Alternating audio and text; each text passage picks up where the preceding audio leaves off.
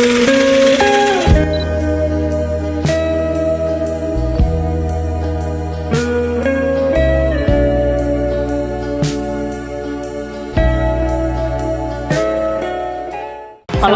warahmatullahi wabarakatuh. Halo, saya Nur Anissa Rahmadaniha, mahasiswa semester 1. Tahu nggak, minggu kemarin aku dapat tugas bikin makalah 10 halaman. Deadline-nya cuma 3 hari. Dan tahu nggak apa yang aku lakuin pertama kali? Aku langsung buka Google, ketik judulnya, terus copy paste dari berbagai sumber. 5 menit kemudian makalahnya selesai. Tinggal ganti font, atur margin, kasih nama aku di cover, dan selesai. Tapi sejujurnya aku sendiri merasa kosong. Dan yang lebih parah, hampir semua teman aku juga ngalamin hal yang sama. Selamat datang di dunia kuliah, di mana copy paste udah jadi skill yang wajib dikuasai. Hari ini aku mau ngobrol jujur tentang masalah ini, tentang budaya copy paste yang udah jadi krisis integritas akademik di Indonesia. Dan ini bukan tentang nyalain siapa-siapa, tetapi ini tentang kita semua. Jadi, kenapa sih budaya copy paste ini bisa begitu mengakar di Indonesia? Dari pengalaman aku sebagai mahasiswa baru, ada beberapa penyebab yang aku lihat di sini. Penyebab pertama yaitu sistem pendidikan yang hanya fokus pada hasil, bukan proses. Sejak SMA atau bahkan SD, kita selalu dituntut untuk dapat nilai bagus. Guru nanya nilainya berapa, orang tua nanya ranking kamu berapa, tapi jarang banget ada yang nanya, kamu belajar apa hari ini? Kamu paham nggak? Pas kuliah, pola ini berlanjut. Dosen kasih tugas, yang penting submit tepat waktu. Dapat nilai, dan proses belajarnya nggak ada yang peduli. Akibatnya, kita jadi terbiasa cari jalan pintas. Yang penting hasilnya ada, prosesnya nanti aja dipikirin. Penyebab kedua yaitu beban tugas yang nggak realistis. Coba bayangin, dalam seminggu kita punya 5 mata kuliah. Setiap mata kuliah kasih tugas makalah, tugas presentasi, tugas video, tugas analisis, belum lagi kuis dadakan, reading material yang puluhan halaman. Dengan waktu 24 jam sehari di mana kita harus tidur, makan, dan tetap waras, dan gimana caranya kita bisa mengerjakan semua itu dengan maksimal. Akhirnya, copy paste jadi solusi yang paling masuk akal saat itu buat survive. Penyebab ketiganya yaitu minimnya edukasi tentang integritas akademik. Sejujurnya, waktu awal kuliah kita nggak begitu paham apa sih itu plagiarisme. Kita cuma tahu jangan copy paste mentah-mentah, tapi gimana cara parafrase yang benar, dan gimana cara citasi yang benar, dan apa bedanya referensi dan daftar pustaka. Ini nggak pernah dijelaskan secara detail. Kita dikasih tugas tapi nggak dikasih cara mainnya. Jadinya kita hanya belajar sendiri dengan cara yang salah. Penyebab keempatnya yaitu akses mudah ke internet dan minimnya pengawasan. Di era digital ini, pedang bermata dua. Di satu sisi, informasi di ujung jari. Di sisi lain, godaan untuk copy paste juga gampang banget. Tinggal CTR plus C, CTRL plus V. Dalam hitungan detik, karya orang lain jadi karya kita. Dan pengawasannya, masih banyak dosen yang nggak pakai tools anti plagiarisme. Atau kalaupun pakai, kita bisa ngakalin dengan parafrase minimal atau translate bahasa.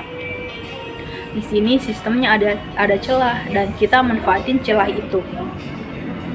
Penyebab kelimanya yaitu budaya yang mengatakan yang penting lulus. Kita sendiri sering dengar kalimat itu. Kalimat yang mengatakan yang penting lulus, nilai IPK bagus biar gampang cari kerja. Budaya pragmatis ini bikin kita lupa sama esensi pendidikan itu sendiri. Belajar bukan untuk jadi pintar, tapi cuma buat dapat ijazah. Mindset ini diwariskan turun-temurun dari orang tua yang bilang yang penting kamu kuliah di universitas yang bagus. Sampai kakak tingkat yang ngasih tips and trick lulus cepat tanpa pusing-pusing. Nah, sekarang kita bahas apa sih dampaknya? Dan di sini ada dampak positif dan negatif dari budaya copy paste itu sendiri. Dampak negatif yang pertama yaitu kehilangan kemampuan berpikir kritis. Ini yang paling kita rasain ketika kita terbiasa copy paste, otak kita jadi malas mikir. Kenapa sih harus analisis sendiri kalau udah ada yang analisis? Kenapa sih harus bikin argumen sendiri kalau udah ada yang nulis? Akibatnya, kemampuan berpikir kritis kita nggak berkembang. Pas diskusi kelas, kita bingung mau ngomong apa. Pas ditanya dosen tentang makalah yang kita submit, kita nggak bisa jelasin. Karena ya itu bukan hasil pemikiran kita sendiri. Asal copy paste aja tanpa memahami isinya. Yang kedua, menurunnya kualitas SDM Indonesia. Bayangin kalau semua mahasiswa kayak gitu, copy paste terus, nggak belajar beneran, terus lulus jadi sarjana.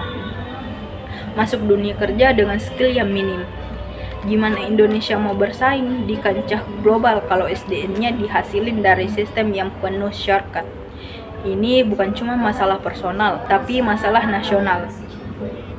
Yang ketiga ada krisis integritas dan karakter. Yang paling dalam dampaknya adalah krisis karakter. Kita jadi terbiasa berbohong, terbiasa mengklaim karya orang lain sebagai karya sendiri, terbiasa mencari jalan pintas. Kebiasaan ini gak cuma di akademik, ini nantinya akan terbawa ke kehidupan. Nanti pas kita kerja, kita juga cari jalan pintas. Pas berbisnis, kita juga curang. Integritas kita rusak sejak dari bangku pendidikan. Yang keempat, tidak ada originalitas dan inovasi. Indonesia kekurangan inovator. Kenapa? Tentunya karena kita nggak terbiasa berpikir orisinal. Dari kecil sampai kuliah, kita cuma jadi tukang fotokopi ide orang lain. Mau bikin skripsi, copy paste dari jurnal. Mau bikin bisnis, copy model bisnis orang lain. Kita nggak pernah latihan untuk create something new. Sekarang, ada nggak sih dampak positifnya? Mungkin secara teknis ada beberapa. Yang pertama yaitu efisiensi waktu dalam jangka pendek. Copy paste memang menghemat waktu. Tugas yang seharusnya 3 hari bisa selesai hanya dalam 3 jam. Waktu sisanya bisa buat istirahat atau ngerjain tugas lain. Atau kalau enggak malah main handphone. Yang kedua yaitu mengurangi stres akademik sementara.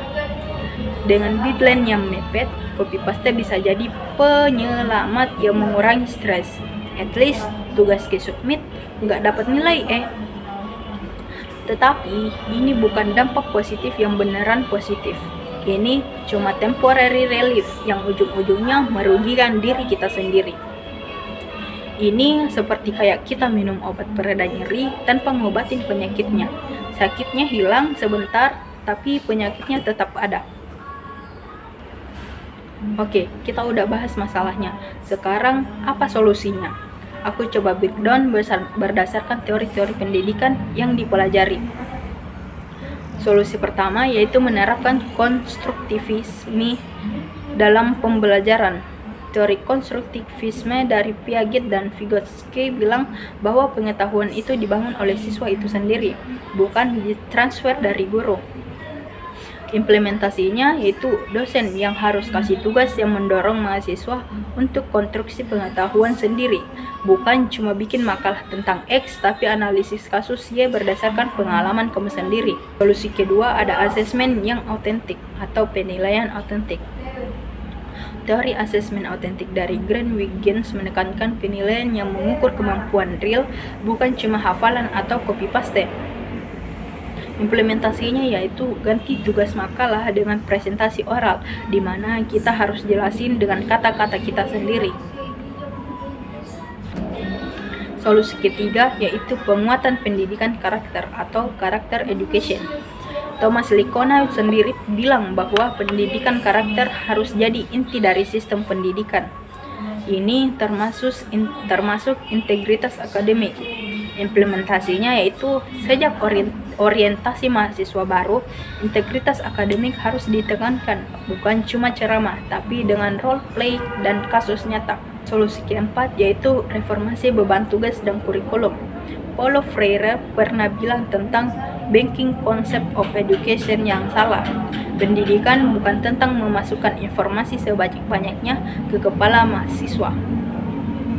Implementasinya yaitu fakultas harus koordinasi antara dosen untuk memastikan beban tugas realistis. Solusi kelima yaitu pemanfaatan teknologi secara bijak. Teknologi itu netral, tergantung kita gunainnya gimana. Implementasinya yaitu dosen wajib pakai tools anti plagiarisme seperti Turnitin atau Grammarly. Dan solusi keenam, perubahan mindset kita sendiri. Ini yang menurut saya paling penting. Solusi dari dalam diri kita sendiri. Yang bisa saya atau kita semua lakukan yaitu pertama, mulai bertanya, kita ini kuliah untuk apa sih? Untuk belajar atau cuma untuk ijazah? Untuk menambah wawasan atau cuma untuk mendapat gelar di belakang nama? Atau yang kedua, setiap kali mau copy paste, tanya diri kita sendiri, ini membantu saya belajar atau cuma bikin saya jadi pemalas? Dan yang ketiga, coba challenge diri kita sendiri untuk bikin satu karya yang benar-benar orisinal atau yang benar-benar dari pemikiran kita sendiri. Guys, kita tahu ini gak gampang, yang kadang masih tergoda untuk copy paste, apalagi kalau deadline mepet. Tapi kita juga harus sadar, kalau kita pengen Indonesia punya masa depan yang lebih baik, kita harus dimulai dari diri kita sendiri dan dari sekarang. Copy paste itu mudah, tapi yang mudah itu nggak selalu benar. Dan yang benar itu nggak selalu yang mudah.